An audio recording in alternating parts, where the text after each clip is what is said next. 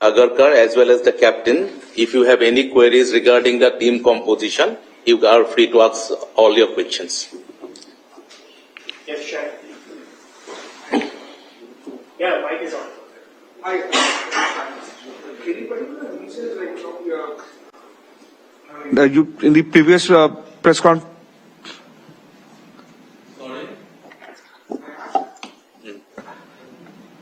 Do I ask? Yeah. Hi, Ajit. This is Shyam.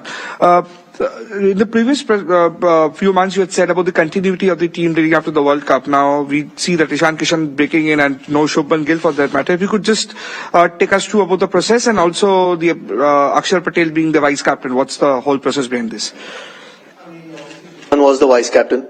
He's not in the team, so there'll have to be somebody else as vice captain. And Axar, before that, when Shubman was actually not playing the T20s and playing Test cricket, when a lot of the T20s used to clash, Axar was the vice captain. So that's about the vice captain. About continuity, I mean, you're looking at combinations at the moment. If your keeper is going to bat at the top, our thought was to have another keeper just in case there's a problem. There's, at the moment Jitesh was there, again hasn't done too much wrong. I mean, Shubman, we know what a quality player he is. Perhaps short of a little bit of runs at the moment.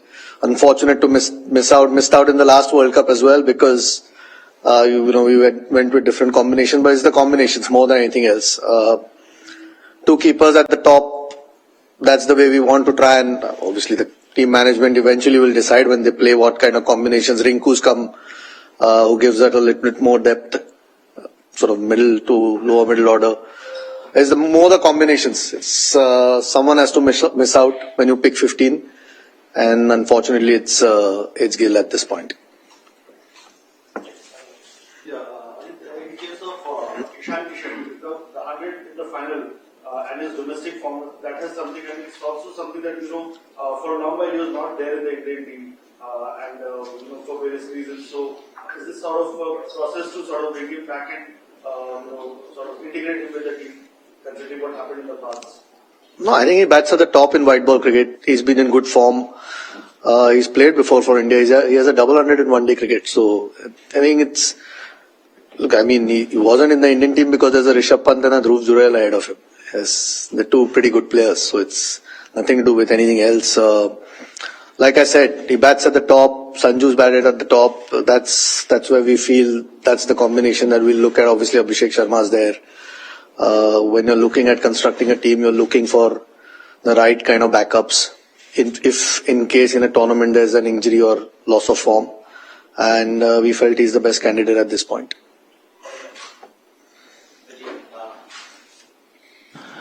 Has Shubman Gill been dropped on form?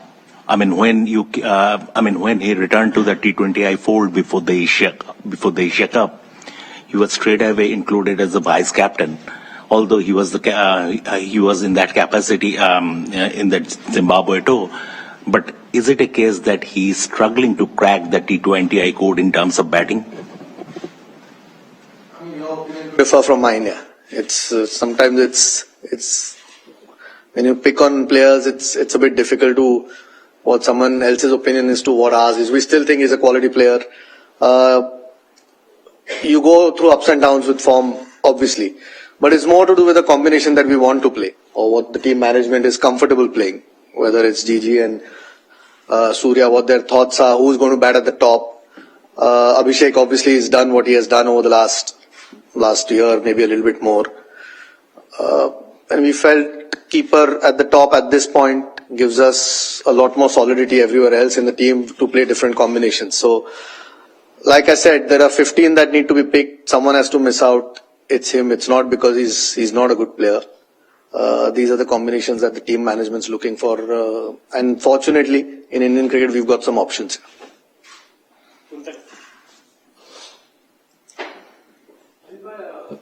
In the last World Cup, we had seen that 4 spinners played for India, and this time too.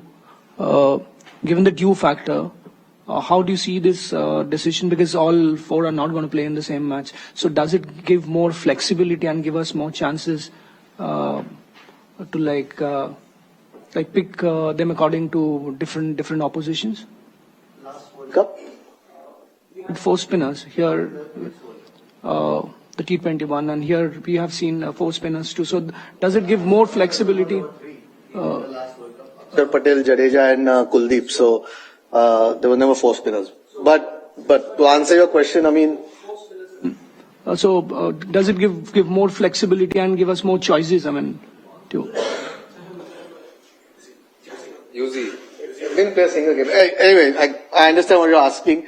Look, there are a couple of all-rounders in Axar Patel and Washi, and maybe Surya will probably elaborate a bit more on that when the captain and coach know what combinations they want to play. But like you're saying, it gives us flexibility because there are 2 all-rounders, and then we're very fortunate to have 2 wrist spinners at this point. To have that in a T20 game is a huge plus. What combinations they play will depend on the venues that they play and the teams that they play, and that will be decided on the day. Could be a case where you play 6 spinners. Hopefully, it's not the case, but look, the combinations they'll probably decide. But we've got a lot more options to play at different positions, which I'm sure the team management is what they're looking for always.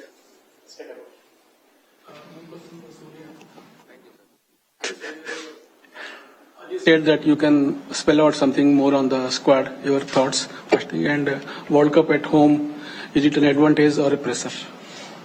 I think it's a good responsibility for me, and it's a good challenge as well, and good motivation. You get to play in front of your home crowd. We did the same thing in 2023 ODI World Cup, and what we felt, I can't forget that. So it's going to be a good challenge when you're playing in front of your own home crowd. And talking about the squad, I think it looks balanced. We've actually filled in all the spots really well. Different, as he rightly said, different spinners for different positions, different combinations. We have actually 2-3 combinations already. As we see the squad, we already have 2-3 combinations ready. So we are quite happy with the squad right now. Yes, right. I have the same question for the captain and the chief selector.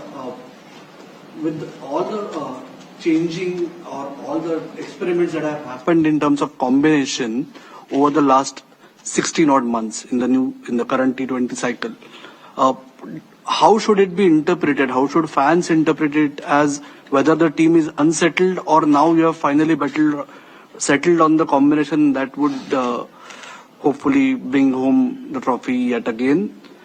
And the captain's form, is that a concern for all of you heading into a big event? All of you. नहीं, मेरे form का answer तो आप ही दे सकते हो. I didn't understand with all the different combinations tried, because I'm not sure what that means, because that's the only thing. That's why Gill came back. I mean, when somebody's playing tests somewhere else and not playing T20, that doesn't mean it's a different combination. When they went to South Africa where Sanju got those 200s or Tilak got 100s, none of the test players had gone there because the test team was in Australia. So, sometimes those are the challenges where some people are going to miss out a particular format because they're playing something else. So let's not make too much out of it. At this point, like I said, obviously Sanju opened yesterday night. We've got another keeper as a backup who opens. So clearly tells you what the thinking along those lines is, and that's how Gill has missed out. So, no, with his form, I mean, look, over the last few years, he's been, while he was the #1 T20 batter in the world. So we know what he brings to the table. He knows what he needs to do, and hopefully, come the World Cup, he's again that #1 batter in the world. So no, the 15 that we've picked, I know there are a few guys that have missed out, but we have full faith in them. Combination?